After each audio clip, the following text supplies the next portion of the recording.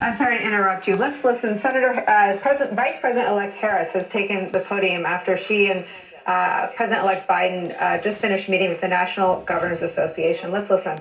The people they represent, about opening schools and about opening our economy responsibly. I have served in both state and local government, so I understand the critical role our governors play. And they will have partners in the White House starting on January 20th. Because as Governor Herbert said in our meeting, when the states are successful, the country is successful. So our message to our governors and to all of our nation's state and local leaders is simple. President-elect Biden and I will make sure you have the resources and support you need to save lives and help get our economy back on track. And we will also make sure that our federal, state, local, and tribal authorities are working closely together so we can tackle these challenges as effectively as possible. Because when it comes to this pandemic and the economic recovery, we are not Democrats or Republicans, we are Americans, and we will be there for one another. That's the kind of leadership the American people need and deserve, and it's the kind of leadership President-elect Biden and I will provide, and it is now my great honor to introduce President-elect Joe Biden.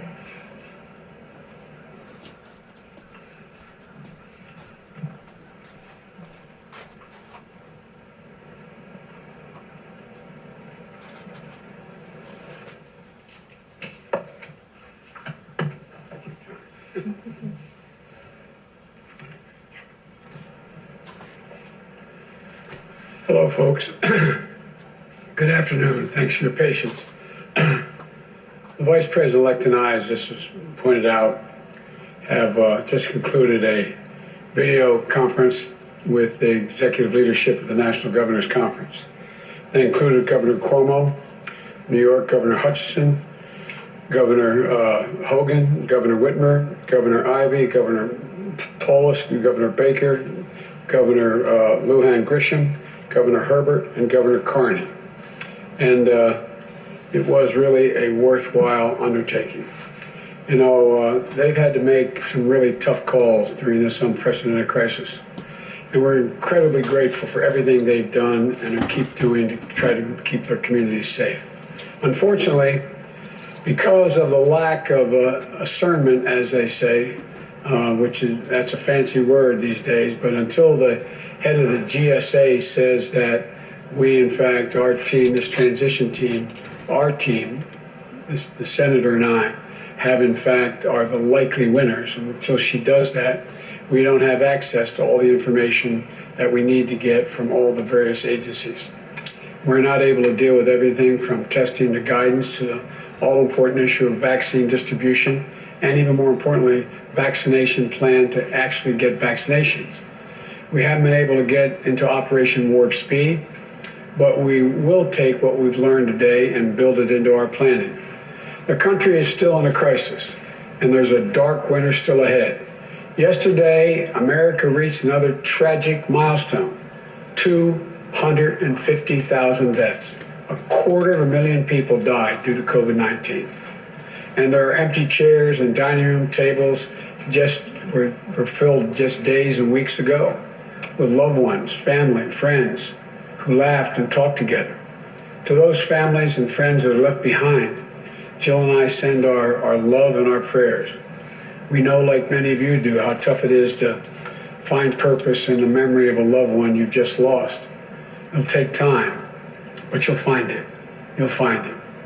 And you'll find your purpose as we're going to find our purpose for our nation as a nation now. I promise you that. And I promise you that we'll work together. There's a great meeting we had today. All the governors, no matter their political party, whether they're from wherever part of the country they represented, no matter their political philosophy, shared a strong and abiding sense of a common purpose. There was a real desire for a real partnership between the states and the federal government. Each of the governors emphasized that we might be Democrats and Republicans, but we're all Americans first. They congratulated us heartily for our win. What really pleased me was that governors made clear that beating COVID-19 is going to require all of us working together as one country. Kamala and I agree. We were deeply impressed with how much consensus there was, how to move forward among the governors. What we need to do now is how we need to do it. How are we going to do it? In what coordinated way can it be done? We discussed a number of critical ways we can work together and unify around a national approach to controlling COVID-19. First, delivering economic relief to the cities, states, and tribal communities. The lost revenue from COVID and the cost of COVID recovery is devastating to state and local budgets. As governors, as all of them indicated, we've got to come together. The federal government has to deliver this relief sooner rather than later, and with flexibility for the states to meet their needs. This includes helping businesses, schools, working families. From unemployment benefits to early education, continued access to affordable health care, all of that's needed during this pandemic. States and communities shouldn't have to lay off teachers, cops, firefighters, cut vital services for families and businesses. The second thing there was uniform agreement on, delivering a safe and equitable and free vaccine. The governors all acknowledge that this will be a massive undertaking, one of the greatest operational challenges we will have faced as a nation. One statistic that was raised by the governors, it took 8 months to provide 100 million COVID tests. 8 months to provide COVID tests. Just imagine how much more difficult it will be, they pointed out, if we don't find a more efficient and effective way to provide 330 million vaccinations. Put it in perspective. They made the point, we can't wait. That's what the governors are raising. In the meeting, we discussed the challenges that lie ahead in distributing and administering the vaccine. The governors talked about how getting doses of vaccine distributed is just one step. We have to actually get vaccinations into the arms of 330 million Americans. That takes enormous resources, people, product.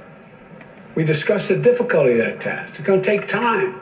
It's going to take coordination. It's going to take the federal government and state governments working hand in glove, working together. The governors all emphasize we need to be clear with the American people about what to expect. No false expectations. Let them know what we anticipate. They all acknowledge that this is going to take a massive public education campaign. And we also need to reach traditionally underserved communities that are being hardest hit by the pandemic. Black, brown, Latino, Latin American community, Native American communities, small towns, rural communities. They talked about that in some detail. Thirdly, we discussed the need to help states with Title 32 funding for the National Guard. That's a fancy way of saying governors need to be able to get funding when they need to bring their National Guard into play. And National Guards are going to have to play this. It costs a lot of money, and governors need that paid for. Governors discussed the need for funding when waiving certain FEMA fees. The fact is that this is a national emergency. That's what FEMA is supposed to deal with. Our view is that should be done. When it comes to deploying the National Guard or COVID or real relief, that should be paid for. You know, that's something Kamala and I will be very focused on. And fourthly, we discussed the implementation of a national mask mandate. 10 governors, Democrat and Republican, have imposed masking requirements and recognize the need for universal masking, north, south, east, and west. It's not a political statement. It's a patriotic duty. And fifth, we discussed making testing more available and accessible. Anyone who wants a test should be able to get one, period. And finally, while we focused on the immediate needs to control the virus, the governors also raised and talked about how much we have to build back better, especially on infrastructure and education and so much more. This was not a one-off meeting. We committed, we agreed that we'll continue to work and meet with the governors on a regular basis, continue to seek their input, and that our COVID teams will follow up and coordinate on the issues coming out of that call. because some of them have very competent people on their COVID teams in their states. The bottom line, we can do this. There's nothing beyond our capacity, but we have to come together as a country. What this meeting, along with others we've had, reinforces, in my view, is the unity the country is looking for. They're looking for us to come together and deal with problems, most of which have no ideological basis for disagreement. That's what we have to do. That's what the governors talked about.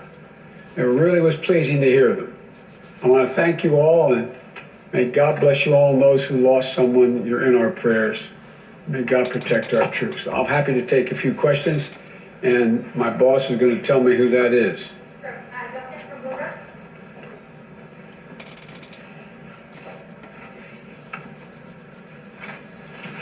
Thank you, Mr. President-elect. I know you mentioned the economic impact and talked a bit about the relief package you wanted, but I was wondering if we could talk about things that you'll be able to do just as president, or what will sort of govern your decision in terms of the economy. So I was wondering if I could ask what kind of framework you're thinking about as you decide about a Treasury Secretary going forward. Whether you would consider, you had said during the debates that you wanted to punish China over the way that they've been acting, whether that could include economic sanctions or tariffs towards China. And finally, do you think a strong dollar helps or hurts the U.S. as we're grappling with historic unemployment? Well, look, let me try to take it one at a time. You'll soon hear my choice for Treasury. I've made that decision. We've made that decision. And you'll hear that either just before or just after Thanksgiving, number one. And you'll find it is someone who I think will be accepted by all elements of the Democratic Party, from the progressive to the moderate coalitions. Secondly, it's not so much about punishing China, it's about making sure China understands they got to play by the rules. It's a simple proposition.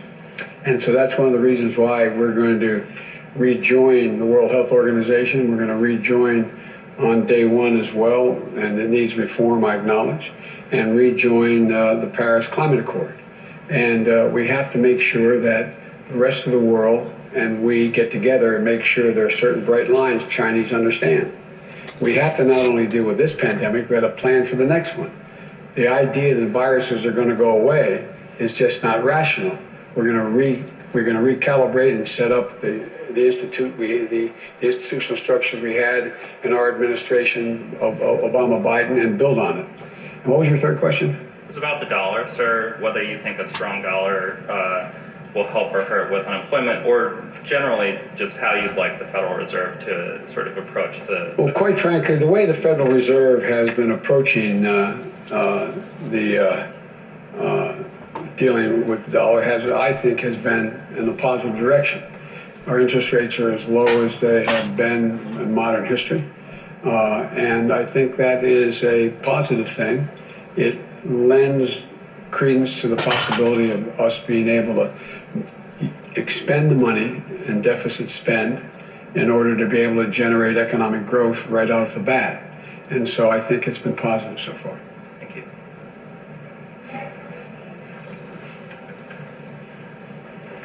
Thank you, Mr. President-elect. You have said that if this transition doesn't get going, especially coordination on vaccine distribution, that lives will be lost. How many lives do you think are at risk here if this transition remains stalled? Well, look, you've heard the projections. The projections are that if nothing fundamentally changes between now and beginning of February, we're likely to lose up to total of 400,000 lives, another 150,000 lives. And so it's real. Whether it's that, it gets to 360, whatever it is, it's real. And there is no excuse not to share the data and let us begin to plan. Because on day one, it's going to take us time. If we don't have access to all this data, it's going to put us behind the 8 ball by a matter of a month or more. And that's lives. How many would be lost as a consequence of that? I can't tell you. But the purpose here is we talked a lot about with the governors about what the immediate needs are. We're going to employ the Defense Reconstruction Act to be able to go out there and dictate companies build and do following things. We need much more testing. We need much more masking. We need gloves. I asked them each to go, and I asked the National Governors Association through the Governor Cuomo and the ones on the line to let us know what their shortages are, what they anticipate. Because we're going to move on day one. That should be moved on now. But if it waits, it takes a long time to get this thing going. And when you take a step back and you look at the way the president is handling this, his refusal to concede, what do you think is really going on here? In your view, Mr. President-elect, what do you think the president is doing? What are Americans witnessing here? A rebellion. Let me choose my words here. I think they're witnessing incredible irresponsibility, incredibly damaging messages being sent to the rest of the world about how democracy functions. And I think it is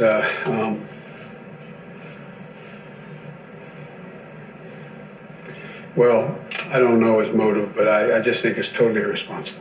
Are you concerned he may succeed, that people may question the legitimacy of your administration? No, I'm not concerned. The vast majority of the American people, they've already, all the polling data has indicated, although the Republicans who worry about it is higher, but the over 78% of the American people believe it's, without question, it's legitimate. I just think it's, and I think most of the Republicans I've spoken to, including some of the governors, think this is debilitating. It's not it sends a horrible message about who we are as a country.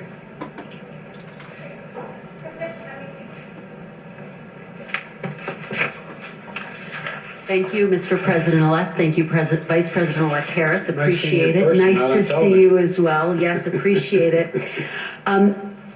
You have said that lives could be lost if you don't start getting briefings from the Trump administration. And now here we are, more than 250,000 lives could be lost. Given that, how do you justify not taking legal action to get the briefings that you say are critical, that you say you need?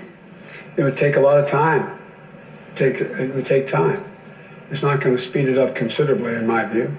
And in the meantime, I am hopeful that I'm going to be able to get cooperation from our Republican colleagues in the Senate and the House, as well as the governors, to build a consensus as to how we proceed when we do. But why not use every tool in your toolbox to get the information that you say you need to do your job and to do it effectively on day one?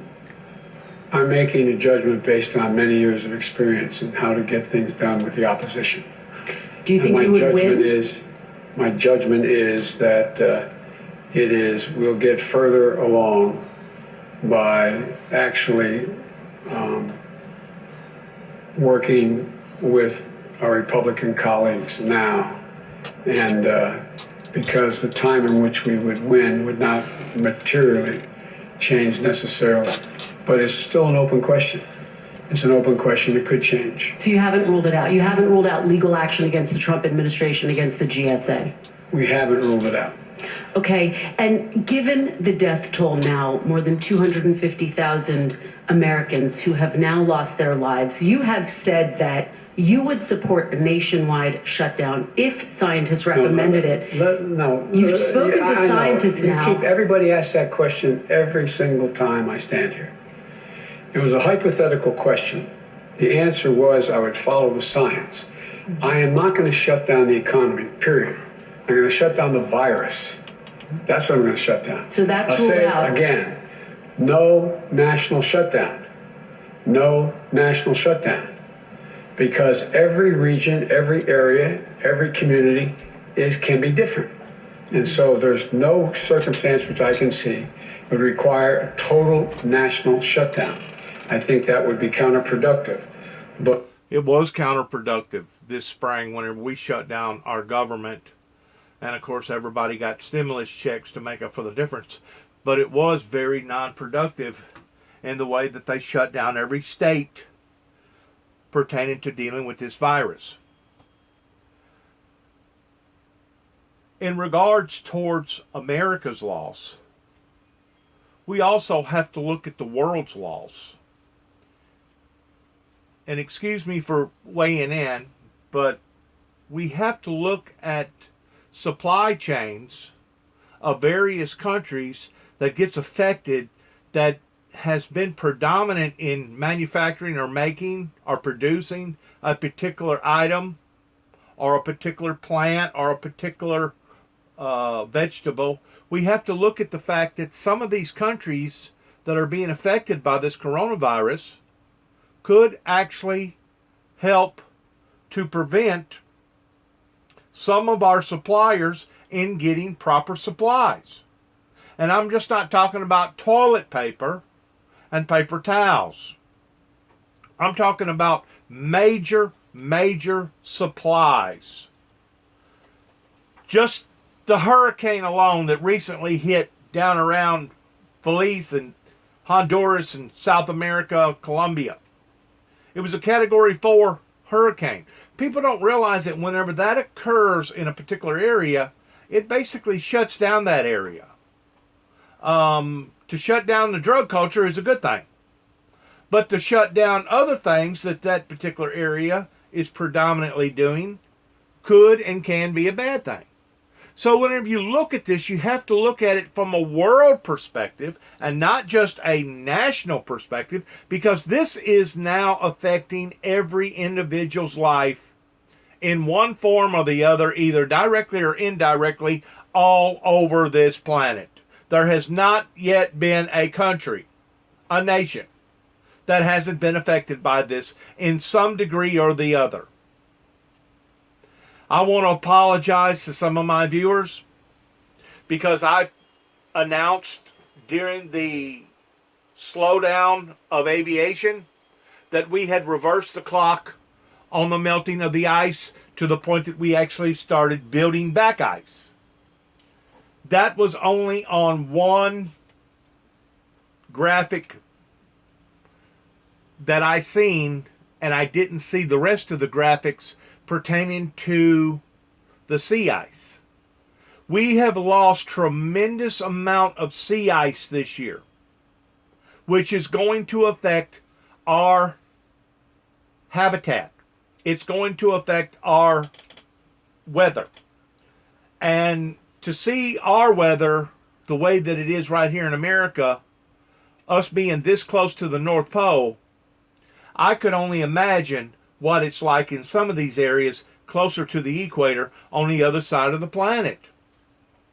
I just imagine it's horrifying. Places like Australia and other places, India and Africa, that has felt the devastation of the environmental crisis that has befallen upon to America's society. Once more, if the people would have gotten in behind the windmill ministries 30 plus years ago in what we was preaching and teaching, we would be experiencing utopia and peace right now over the run of 30 years.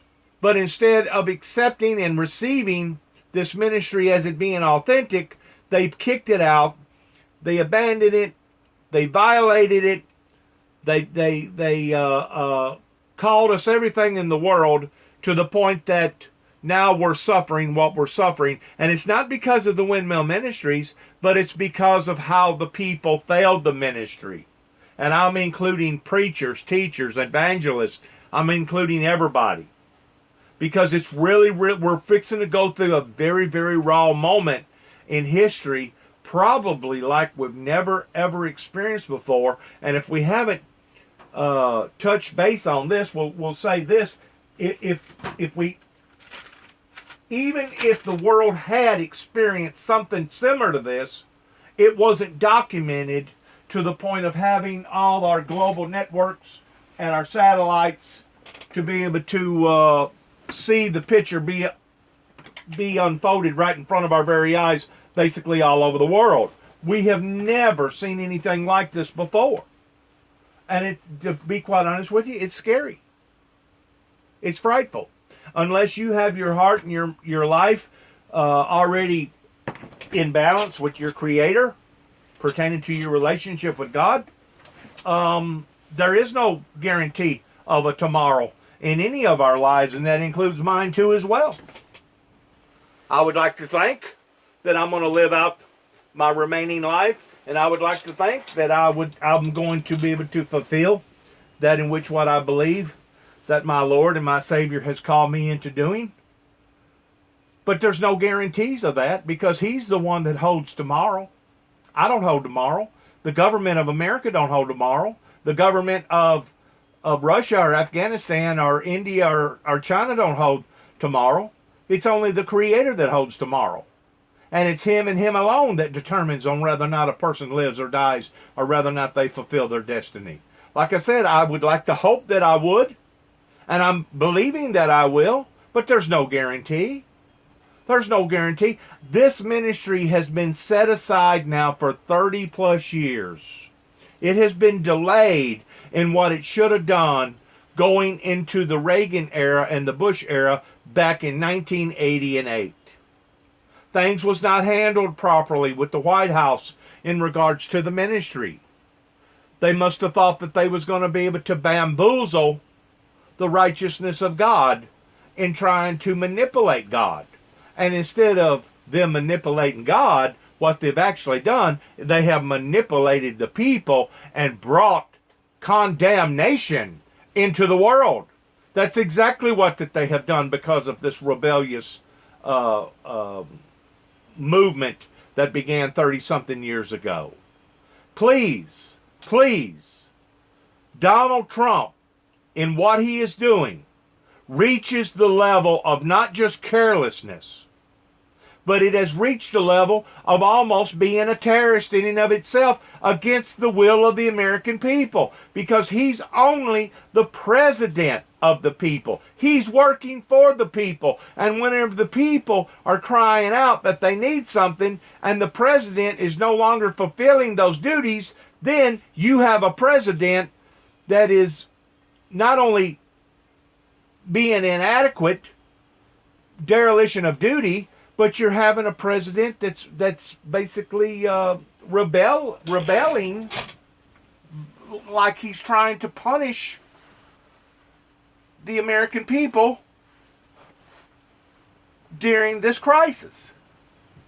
It's one of the most unprofound, unheard of events that I think that I have ever imagined. It would be as if during 9/11 up in New York City, during that event that happened, if all of a sudden every institution in America turned its back on New York during the time that New York was going through what New York was going through. Or it would be the same difference of all the fires and the flooding throughout the countryside. Or it would be the same thing if America turned its back on the victims of Katrina. Or it would be the same thing in other major natural catastrophes that's ever hit this planet. These things are happening because of signs that we have limited our resources in every imaginable way that you can think of. You keep in mind the people that elect President Biden is talking about. He's only talking about 300 and something million people right here in America. What about the other almost 7, or give or take over 7 billion people that's on the planet? 7 billion people, give or take one, or give or take a half a billion one way or the other, is what we have to be accountable for and responsible for, because each and every person, I don't care who they are, I don't care where they are, according to the Heavenly Father, their soul is important. That person's life is important. And whenever we have a president that acts like that his own people's lives aren't important, much less the people's lives over in India or Africa or other parts of the world. He wants to call them blank holes. He wants to call them slums. He wants to call them all these other bad names. We have had a very, very unusual, unorthodox president that has come into play, and rather than him helping the problem, he has exacerbated the problem. He's made the problem worse. And I realize there's probably been times that Donald Trump was actually sincere in thinking that what he was doing was trying to better the American people's lives. I realize that, especially whenever it comes to immigrants coming over the Rio Grande illegally, bringing all kinds of drugs and all kinds of dope and all kinds of problems over here pertaining to germs and diseases and everything else. I realize that Donald Trump has done what Donald Trump has done in a certain degree ignorantly. But right now is not a time to be standing under the umbrella of ignorance or standing under the umbrella of insanity and pleading insanity and acting like that you don't know what the hell is going on in people's lives towards them struggling, losing their jobs, not having proper employment, not having proper insurance, restaurants having to shut down, other types of facilities having to shut down, schools being inundated, hospitals being over inundated. You can't tell me that our president of the United States does not know what the hell is going on. He has resources, contacts all over America towards people that's telling him what's actually happening, regardless whether it's happening in Boston, Maine, New York, outside of New York. There are certain regions, well, they call them boroughs in New York. He knows what's going on in Chicago. He knows what's going on in Indianapolis. He knows what's going on in Ohio, Columbus, Dayton. He knows what's going on in Lexington, Kentucky. He knows what's going on in Brownsville, Texas. He knows what's going on in Houston and Dallas. He knows what's going on in Miami. He knows what's going on in Orlando and Daytona. He knows what's going on in Jacksonville, Florida. He knows what's going on in Atlanta. He knows what's going on in Charlotte, North Carolina. He knows what's going on in Memphis, St. Louis. He knows what's going on in Knoxville. He knows what's going on all over the United States. And if he has his proper party pertaining to his cabinet members in place, he should know what's going on all over the planet. He has access to all kinds of TV monitor screens and satellite equipment and people that's supposed to be feeding him the proper information on a day-to-day basis. And I can truly understand how frustrating this is to the elected president of the United States, Mr. Biden, towards him wondering what the hell is going on in the center of a crisis pertaining to the COVID-19 coronavirus, and the president of the United States is not opening up to the very person that has been elected by the will of the people.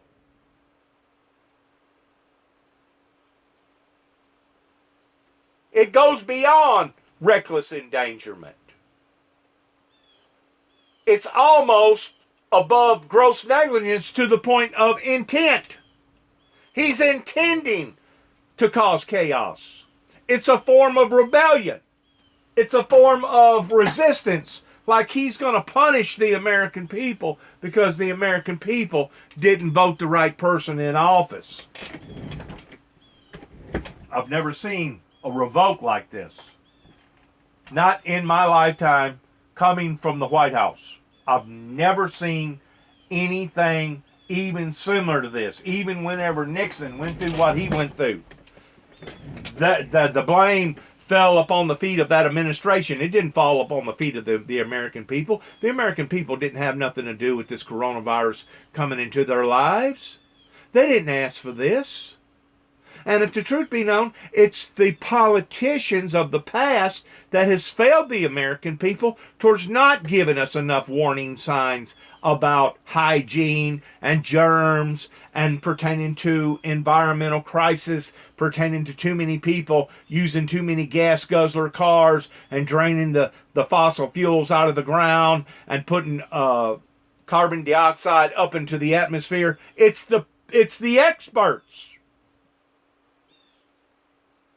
The professionals that has failed not just the American people, but the world. Now, if we was in another country, they would be wanting to put these people on a stake and burn them.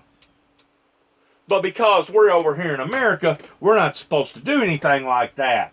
Well, I understand when it comes to humanitarian purposes, you don't want to do things like they done back in the 1800s whenever it comes to open hangings and executions and stuff like that. I understand. We're a little bit more decent. We got a little bit more dignity. We're more dignified today than what we were supposed to have been back in that era. But at the same time, I also recognize we're not holding these people accountable that should be held accountable for the situation that we're in right now. And I'm just not talking about Donald Trump's administration. I'm going back into 4 or 5 administrations all the way back to the 80s, whenever the White House thought that they was going to be able to manipulate God and God's people. I've never seen nothing like this before. This is a new one on the American way of life. Even the barbaricness that happened during the uprising of trying to genocide the red man. This is something that I never would have dreamed of reading in the history books of America that would have ever manifested itself in the degree that it's manifesting itself here in America.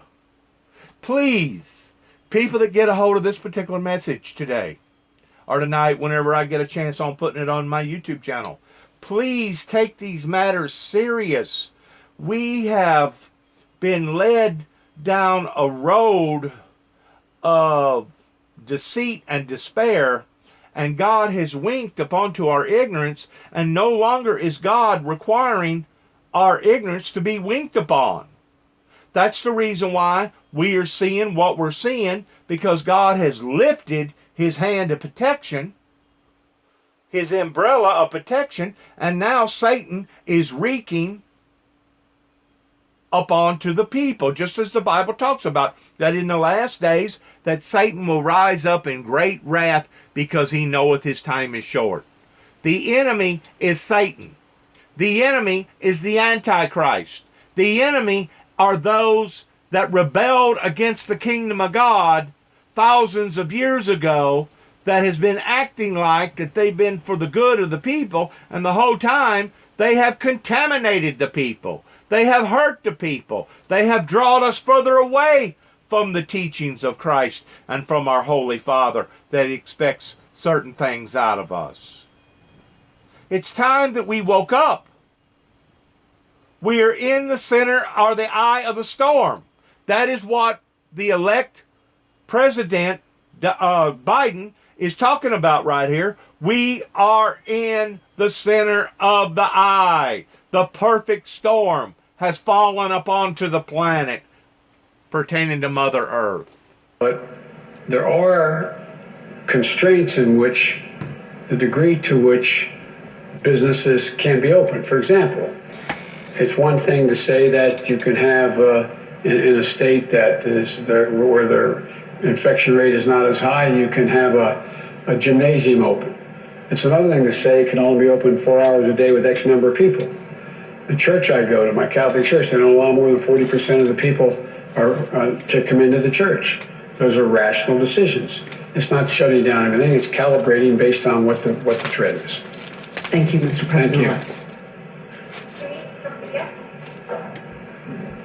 In other words, you mitigate the problem based upon the severity of the problem in whatever area that the problem is merging in.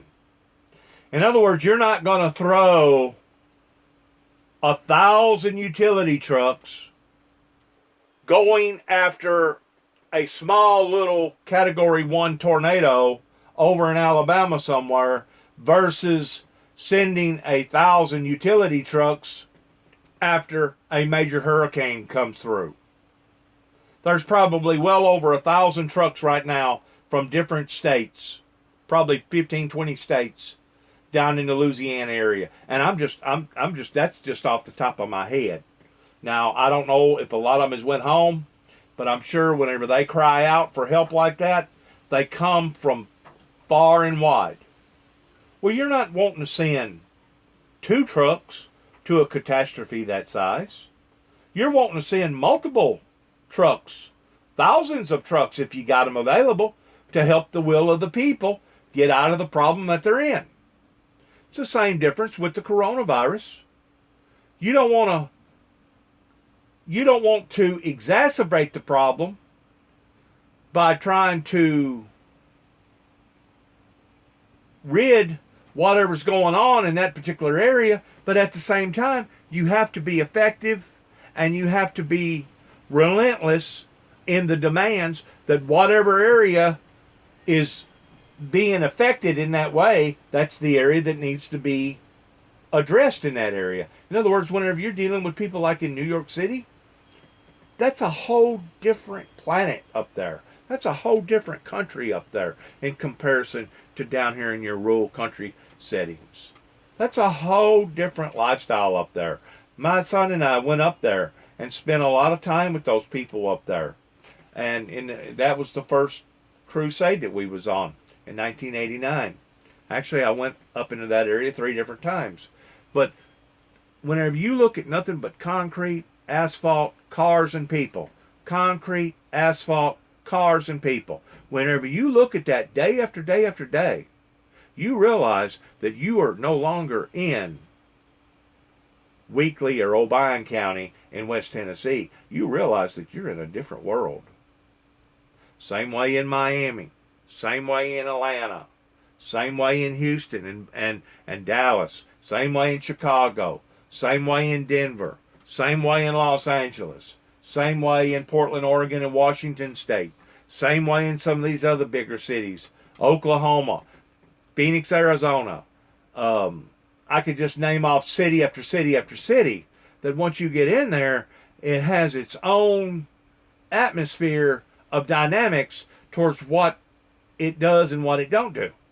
And unless you've been all over America and you've experienced these different cultures, you really don't have no earthly idea in what I'm talking about. I'll just give you an example.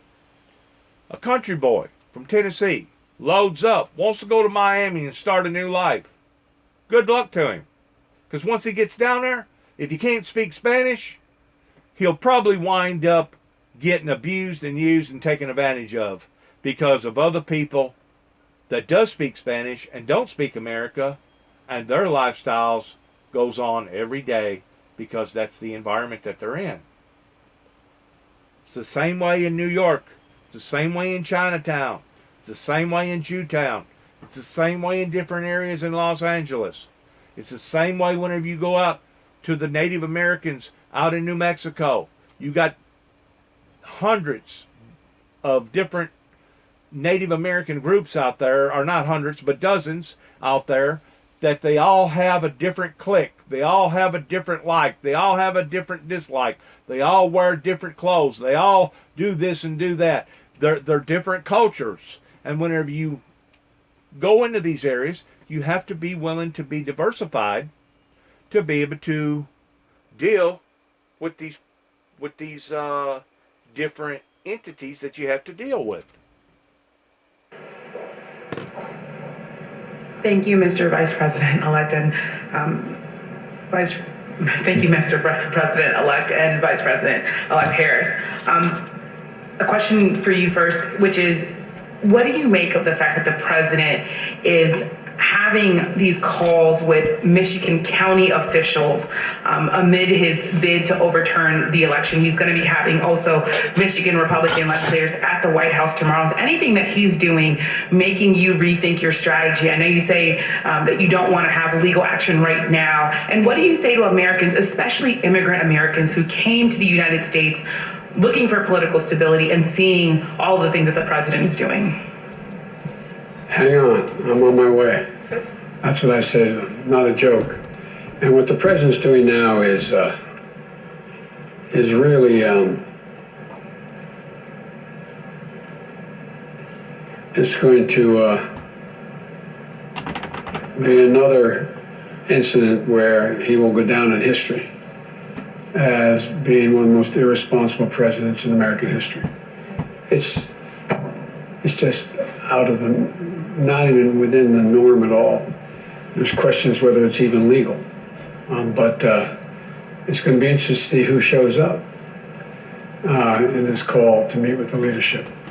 And this is going to, we've won Michigan. It's going to be certified. We're going to end up making clear that they are, making clear that we won. And, but it just, it's hard to fathom how this man thinks. It's hard to fathom. I'm confident he knows he hasn't won and is not going to be able to win, and we're going to be sworn in on January 20th. And I just, but far from me to question his motive, it's just outrageous what he's doing. But as he ups the things that he's doing, calling officials, is it making you rethink your strategy at all? Is there anything that he would be doing that would make you say, okay, we really have to go to court now? Or are you still watching what he's doing and saying, we can still kind of wait and see what happens? I'm not going to rule anything out or anything in, but at the moment, the strategy is not changing. And if I could ask a question to the Vice President-elect, would that be okay? Vice President-elect Harris, you talked about your state experience. My question is there anything that you heard from governors today that made you specifically concerned about vulnerable populations, especially as I talk to Americans who say, I don't have the privilege to work from home. I don't have the privilege to social distance if I'm living in a house with multi-generations. Did you hear anything that concerns you specifically, and what can we do for them as a country? Well, as the president-elect shared with everyone, we heard a lot from the governors, including that.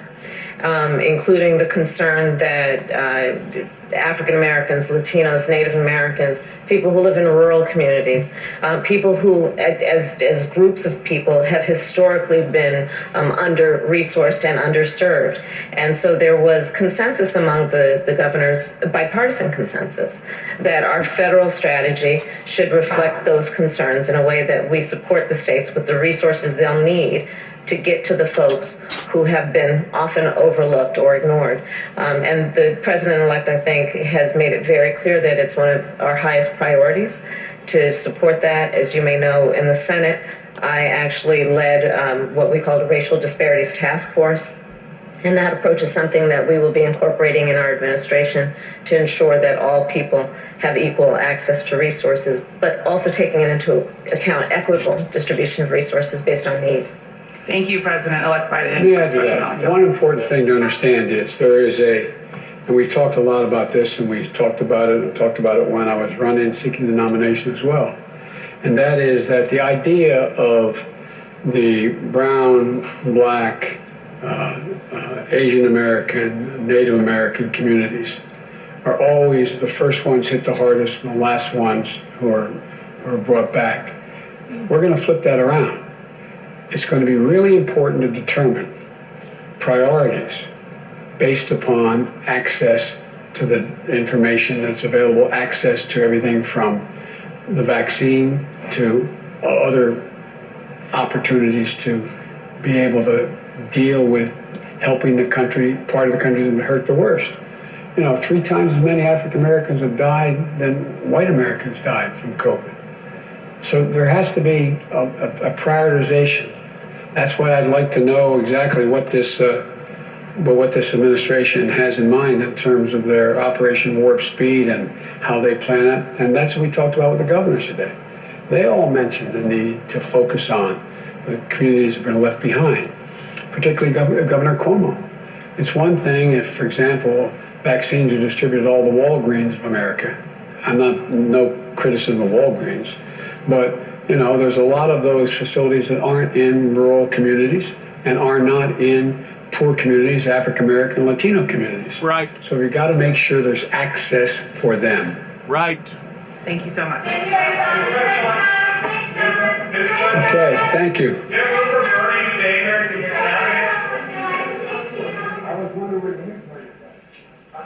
Been watching President-elect Joe Biden there, taking some questions from reporters after he and Vice President-elect Senator Kamala Harris met with the nation's governors. Some news in there, some big headlines. We'll be joined by a handful of our favorite reporters and friends to help us sift through it, but a few big ones. He said he has selected a Treasury Secretary. It's someone who will please both the progressive and moderate wings of his own party. Did not tell us the name. Was pressed repeatedly by our own Kristen Welker and others about what the president is doing. The president-elect chose his words very carefully and then said, I think they are incredibly irresponsible, said that Donald Trump is damaging the democracy, says that what he's doing sends a horrible message about our democracy around the world. The president-elect would not rule in or out legal action against the Trump administration. Notably, in terms of the story we started with, the president-elect talked about how the inability to transition into the government he's going to lead has hurt their ability to step right into the role of fighting the virus. He has had no access to any data about the pandemic. He has had no access to any data information about Operation Warp Speed. Mike Memoli was listening and watching with us, NBC News correspondent Mike Memoli, live for us in Wilmington, Delaware. What did I miss there? That was... We're going to leave it right there at that, pertaining to what has been said. I'm going to let my viewers use their own judgment in regards to all this. Because to be quite honest with you, it's heartbreaking. It's heart-wrenching. It's heartbreaking to see how that the leader of the free world is responding to this particular election simply because he is pouting, kind of sullying, kind of like an old cat, because he didn't win the election. You have to put the will of the people above the will of the party, regardless of what party that you may be in, regardless whether you was the president of the Republican Party or the president of the Democrat Party. You have to put the will of the people in front of the party. And that is what Donald Trump is not doing. So his true colors are beginning to show in regards to that in which what the voters already knew to begin with. Good luck to all of us. Thank you for listening, and shalom to my devoted, dear viewers. God bless, and God bless America, and good luck to all of us.